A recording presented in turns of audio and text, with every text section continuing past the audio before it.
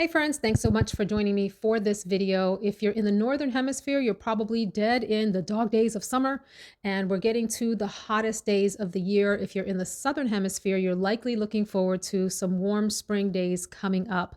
So this is my attempt to share with you additional fragrances that I think are also beautiful beyond the ones that I've shared in videos so far. So we're going to call these the unsung heroes of the summer, the underdogs, the underrated ones, something like that. And it's fragrances that I think are beautiful, deserve a mention here in the warm days of summer, and are worth trying out or maybe even getting if you are one to either splurge or you've tried these before and you're thinking of adding them to your collection.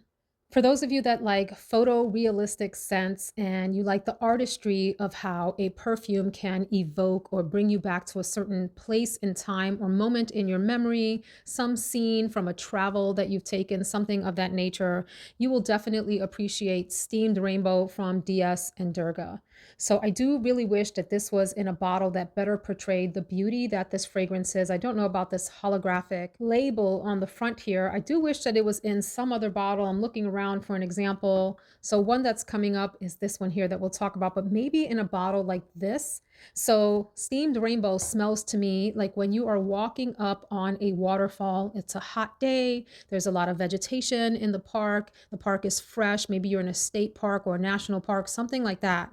But your goal is to get to the waterfall and jump into the pool to refresh yourself because it's a very hot day. You're smelling both the vegetation on the way there, as well as the sort of water vapors that come off of a waterfall that carry through the air, the really fine sort of water droplets that reach you and give you that sense of a refreshing dip on the horizon, at the base of the waterfall. This is so lovely in that way. It's light, it's fresh, it's watery, it has some greenness to it, even a little bit of a floral nature, but it does remind me so much of a fresh waterfall smell. It's undeniable, and I can't smell anything else when I put my nose to this. I immediately think of wearing shorts and a bikini top. I mean, like, I'm a one-piece girl, but if you wear bikini tops, rock your bikini top and and your short shorts, your Daisy Duke shorts, and put your flip-flops on and walk down the trail to the waterfall and get this sort of sense of relief and coolness on the horizon as you're getting ready to jump in after a long hot hike or something like that. Steamed Rainbow, my only complaint about this is it doesn't last the longest. So you see I am about halfway through this smaller bottle. That's not because I have worn it 1,001 times. It's because the times that I have worn it, I douse myself in it. It lasts something like an hour or two, maybe three faintly, perhaps four for some. I'm not sure, but it's a very sort of fleeting fragrance, and you have to reapply quite a lot to get the sort of full nature of this scent. But it is so pretty, unique. I don't have anything else in my collection that comes remotely close to the refreshing, energizing nature of Steamed Rainbow. Such a pretty smell. Now, gosh, I just thought of something. Let me know if you have tried this, which is Optimal Habitat from Future Society. I just received this in the mail and plan to try it out this week. This is supposed to be a fragrance enhancer. I paid for this myself. They didn't send this to me. I wish they had. This little bottle is 50 mils and I think it was about $50. Anyway, it was created by, I think she's a biochemist, the owner of this house, owner and founder of this house. And the idea is it's supposed to create conditions on your skin to be able to make scents last longer. So maybe I'll try these two out together and see if this one enhances Steamed Rainbow's ability to last a little bit longer. Regardless, if you appreciate the artistry of fragrance, definitely give Steamed Rainbow a shot. Get a little travel spray, get a little decant, see what you think about the realistic waterfall and green vegetation. And I mean green as in like freshly cut grass. I mean, it's very faint. It's not super green, like hot jungle green. There's some fragrances like that too. Let me move on. I had the original bottle of this next fragrance, blew through one of them, bought a new bottle, started to make my way through it, and then this intense version came out last year. This is Aqua de Gioia Intense.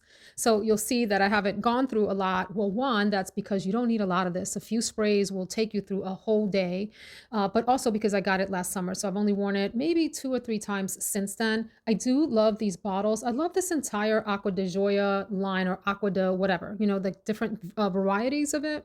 not aqua, it's something DeJoya, like Sun DeJoya. I have, for example, Ocean DeJoya, which I almost put in this video because it is beautiful. The one in the blue bottle, I understand that it's been discontinued. Only the 1 ounces of the Ocean DeJoya are left on the Armani site. You can probably find that blue bottle on discount sites. Gorgeous pear, jasmine, musky, soapy, shampooy, intense fragrance. Really, really beautiful. Not the longest lasting, but gorgeous. But this is the one that we want to talk about in this video because it is widely available. What a gorgeous bottle with this ombre effect, you know, of green. It reminds me of like fish tanks, mermaids, all those kinds of things. Such a neat bottle, right? Such a fun, citrus, woody, musky fragrance. There are some sort of sweet, fruity notes that are indistinguishable for me. Something in the like almost like apple and berry and maybe even some citruses added on like lemon and so forth. I think the original, if I remember, had a mint note that a lot of people picked up. To me, it just smelled fresh and citrusy. This doesn't have the mint note, although it still smells very refreshing. Super duper light, bright, refreshing, but also intense and heavy at the same time. The sweetness is at the opening and maybe a little bit into the mid of the fragrance, and then you're left with a citrus, woody fragrance that is pretty projecting, pretty long lasting. The reviews on this are super mixed. Again, remember that this is the intense version, and I do find it to be more intense than the original. It's a little bit more rounder and fuller, less like sharp edge citrusy than the original, which I also liked a lot. This one feels more pleasant, more tolerable, more likable, very well liked in this house when I have worn it. And I think that it lasts quite a long time. So for those of you that find that citrus fragrances fade fairly quickly on you, maybe give this one a try. It's got enough woodiness and I believe some muskiness in the base that allow this to linger a long time. Very, very refreshing fragrance, super citrusy, but not sharp at all, which I really, really enjoy. Beautiful and great handling experience with this very pretty bottle. I haven't talked very much about this next fragrance this spring or this summer or maybe this year at all.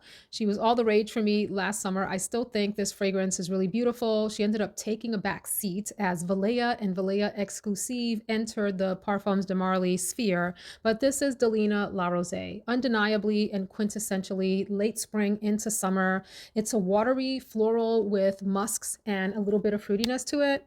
And I think it is so pretty, very feminine, very easily wearable, super likable, mostly rose and peony combination. There's some sort of sugariness or, well, maybe sweetness is a better way to put it from a pear note. Little bit of the Delina vibe from the inclusion of lychee, which is a little bit of a like a tart fruit note for me, and a soft, musky, slightly woody base. The majority of the experience, though, is those sort of pink smelling florals. Very girly, sitting on this like watery, musky bed. This lasts a very long time, is a compliment getter, projects, will be noticed in a room. It's the kind of fragrance that you can go very nose blind to. I've heard people say that this fades on them, and I suspect what might be happening is they might spray too much or either become nose blind to it or spray too much and become nose blind, because this one for me lasts all day long.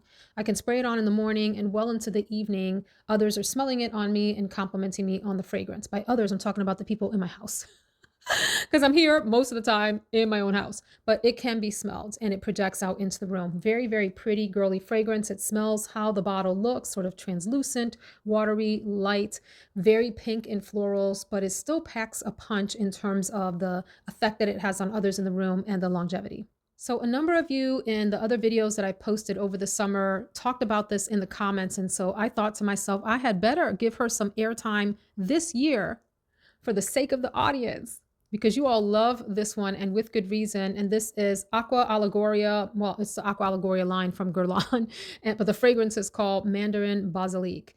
So this beauty is primarily lovely citrus. So if you like a good mandarin orange, for example, it's very much in the orangey direction. Maybe even has a tiny bit of like an orange lime feel to it, but it's primarily that sort of orangey clementine with a little bit of sugariness behind it, alongside a basil note, which is just glorious together. The herbal nature of basil plus the sort of refreshing orange is magnificent to me. Really great together. Sandalwood and amber base. I love that the base notes keep this from being too abstract way too deep into citrusy territory all on its own without any other interesting accompanying notes. You do have to be a citrus lover. You do have to enjoy herbal aromatic fragrances to enjoy this one. Lasting power is moderate on this. This isn't sort of an all-day fragrance, at least not for me, but it is so delightful. It's like mouth-watering when you spray it on. It makes the back of your mouth water up from the combo of that citrus,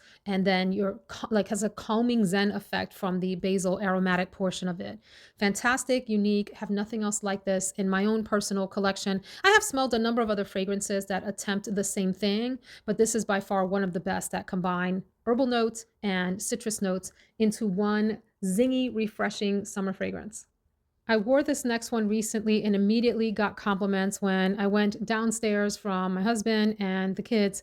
This is Jean Paul Gaultier La Belle Paradis. It was released as La Fleur Terrible last year or the year before, and then got pulled back and re-released as this fragrance. Same formula, different name. It's called Paradise Garden. This is a Quinton Biche creation, and the primary notes are blue lotus, iris, and vanilla. But I feel like it's so much more complex than just 3 primary notes. That's the case though with all of the labels that have been released. There are other notes in the composition, obviously, but those they release the ones that they want you to notice. I think this is such an exotic blend of something in the aquatic direction, lots of sort of warm tones in the mid and the base, and these watery exotic florals on top. Rather unique scent. It smells kind of how the bottle looks, a feeling of like a romanticized vision of a garden near a lagoon, where you get the sort of aquatic aspects of it, these beautiful, almost ethereal florals, and all anchored with this warm, ambery vanilla base. Super feminine, long wearing. This is projecting and long wearing. I could sniff myself well into the workday. You know, I start my workday probably between 8 and 9, and I end between 5 and 6. And so when I say the whole workday, that's what I'm talking about. When I say half a day, around lunchtime, the things started to disappear. This I could smell all day long. And I think the bottle is neat. Originally, I was distracted by this embroidery on top and wanted it to be metal like its predecessor, La Belle and La Belle Le Parfum. But this is its own unique thing and a very pretty fragrance. Beautiful, very feminine. It's like a dainty aquatic with some warmth to it and florals, and it's so pretty. I feel like absolutely no one anywhere talks about this next fragrance anymore. She had just a little bit of time in the YouTube sun a couple of years ago, and then she got dropped like a hot potato, as did her younger sister. This is from Ariana Grande. It's Cloud, the 2.0 version. Well, that's what I call it. It's actually just called Cloud Intense. I still have the original Cloud as well, which a lot of people say smells somewhat like Baccarat Rouge 540, and they do. They have a lot of similarities. This one smells like the original Cloud infused with very creamy aspects. I find this denser, heavier, creamier. There's a beautiful coconut in this fragrance that isn't the most dominant note, but is definitely noticeable.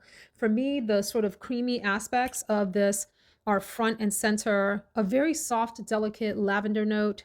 There are woody tones, a praline note. All of that comes across to me almost like a gourmand wood aspect to this. There's musk in the fragrance, ambroxan, whipped cream and coconut, which are probably giving this the creamy effect. Cashmere, which is like a woody, almost musky, sometimes smells like very sort of warm and fuzzy smell. I think this has a certain amount of elegance to it for evening dinner situation, or even if you want to be cozy at home and you want something creamy and denser. Something like when we talk about fall fragrances being sweater weather fragrances, this is like the winter equivalent of a fall sweater weather fragrance. I mean, you know, honestly, this has enough heft and body to be carried into the fall and in the winter. You can wear it then as well, but because of the presence of that coconut note, it's such a lovely note for summertime. And because it has just like this lingering background, very small like ribbon of the Baccarat Rouge 540 type of effect deep in the background of this, it also just has this interesting exotic flair to it. This is nice, moderate projection, moderate longevity, and I find it to be very feminine, very creamy, very appealing, mass appealing fragrance. I guess if this next one were in a summer blockbuster type of movie, it would be playing alongside Delina Laose as a co-star, and this is Bond Number 9 Gold Coast. There are some similarities. They kind of vibe the same, if you will. This is like a Thelma and Louise pair. So while this is mostly rose peony aquatic, this one also has, Gold Coast also has a beautiful watery rose to it, a good deal of musk. It has some other playful notes that I think you might not distinguish separately, but together come together for a fun, perhaps a little bit more youthful feel than Delina Laose, which is already youthful, but this one is even more playful. Gold Coast, excuse me, from Bond number 9. I am a Bond number 9 gal. So this one does it for me. The notes that I'm talking about are strawberry and apple. And I think this also has a lychee note. Yes, there's a few other notes, but the primary features of this, the way I would describe it is a little bit like a beautiful hairspray, beautiful hairspray, watery rose, and some other fruity aspects that are bright and fresh, vibrant, all surrounded by this musk and perhaps a little bit of woodiness in the base. It's fun, it's playful, it carries well in the air. If you like Greenwich Village, which is one that I thought about putting in this video as well, although I associate that one a little bit more with spring because I find it to be a little bit heavier. This one is sort of a lighter, more playful version, like a cousin to Greenwich Village without the sort of heavier Baccarat Rouge smelling aspects of that. This one is more in like a fresh, fruity, shampoo-y direction. And it has some good lasting power. This one is another one that will take you through the workday with just a number of sprays. It'll project, it'll get noticed. It's fun, it's flirty, and it's definitely going out for afternoon cocktail hour with Delina Laose. These two are hanging together. They are the fly girls walking into the rooftop bar together. With their designer purses and their beautiful high heels, their pencil skirts, and their flowy hair. And they're going to sit at the bar and draw all the attention together to themselves. Another fun, lighthearted fragrance for the summer. And for those of you that are Disney fans, this is sort of a must-have kind of heirloom item that you have because you love it and you pass it down to your kids because of the container. This is Mickey from House of Sillage. This is an interesting fragrance. When I first tried it, I was into these like darker, deeper coconuts, and I didn't quite understand what the appeal of this was. As it matured a bit in my collection and I revisited some more, I think this is such a fun scent. Now, would I tell you to get it just for the scent? Maybe not. You have to be a Disney lover. You have to appreciate the look of these cupcakes and really enjoy all things Disney. This and Minnie Mouse and the 100-year Disney one that has the purple ear or the purple bow with the Epcot top on it. Those are in my collection, and I want the fourth one in the Disney line that has the green bow on it. I think that one is called Disney and Friends, and they're like golfing around the cap or something like that. I forget the exact motif. I haven't tried it, but I want that fragrance and have been looking for it on sale. The other thing that I think happened when this initially came out is that there was like a coconut craze when this was released. And so it was competing against a lot of other more popular, heavier coconut fragrances. So that said, this is a lighter coconut. I think it's coconut milk or some kind of coconut water in the fragrance. So it's sort of a thinner, easier going coconut than perhaps the creamy, thicker coconut that shows up in the Cloud Intense from Ariana Grande. This one, the Mickey one, is thinner.